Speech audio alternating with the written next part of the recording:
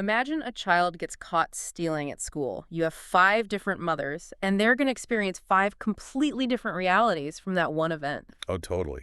It's wild how that works. Right.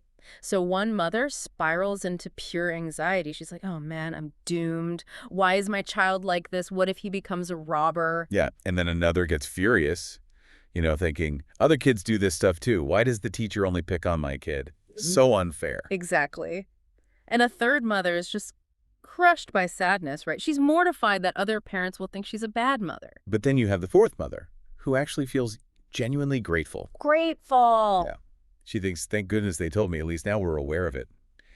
And well, there's a fifth mother who feels deep compassion. She realizes her son must be hurting and needs to be understood, not just punished. It's the exact same event. So why the wildly different realities? Welcome to our deep dive into the hidden forces shaping your daily stress. Today, we're unpacking Dr. Phang Cheng Carr's work, specifically looking at MindFulGym now and the ghost we think, to help you master your own inner weather. Which is such an important skill, for all of us. Okay, let's unpack this. How does one single situation trigger such drastic extremes? Well, we usually assume we're reacting to objective reality, right? Yeah. But we're actually reacting through the filters of our past experiences and our cognitive distortions. It's what Dr. Phang calls wearing haunted glasses. Haunted glasses, I like that. Yeah, the lenses get clouded by specific unhelpful thinking patterns. He calls them the ghosts we think. So taking that anxious mother from the start, her ghost is catastrophizing, right? She jumps straight to the absolute worst case scenario, like bad behavior today equals full-blown criminal tomorrow. Exactly. And the sad mother is dealing with personalization. She genuinely believes her child's actions are a direct, total reflection of her own worth as a parent. But hold on, aren't these just, I don't know, natural protective instincts? I mean, to me, it feels like a faulty social media filter. Faulty filter. How do you mean? The kind of filter that's meant to make a photo pop, but instead it just aggressively highlights all your worst features and makes the shadows look super gloomy. That is a brilliant way to look at it, actually. Right. And that filter is basically a protective mechanism gone into massive overdrive.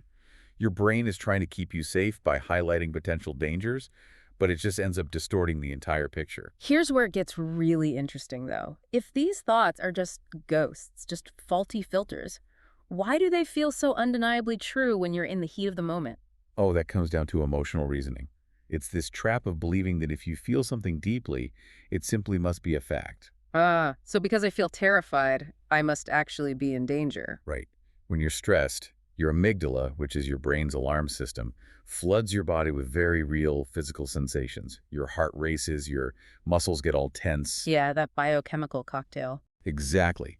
And that cocktail tricks you into believing those internal ghosts are actual physical threats right in front of you. So if the amygdala is hijacking our brain with these fake ghosts, we have to hit the override switch before we totally panic, which means we need to do a CT scan of the mind. Yes. Not a physical scan, obviously. Right. A mental one, where you actively slice up your reaction. You literally just pause and ask yourself, okay, what am I feeling physically right now?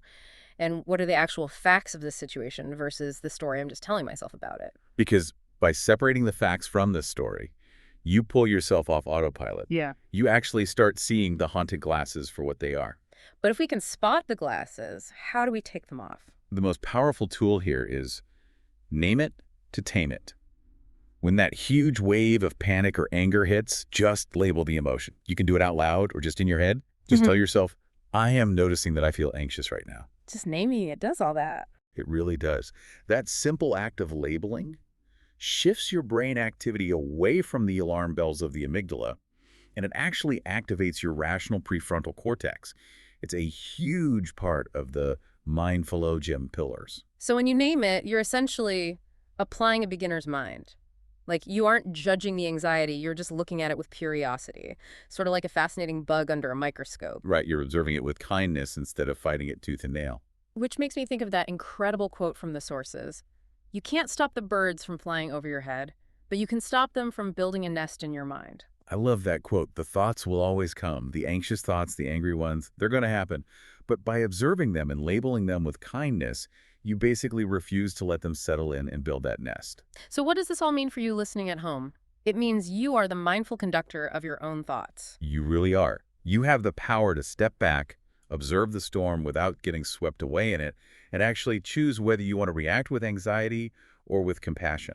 The realization that you're wearing haunted glasses is the exact thing that gives you the power to finally take them off. Precise. Well, I'll leave you with this provocative thought to mull over today.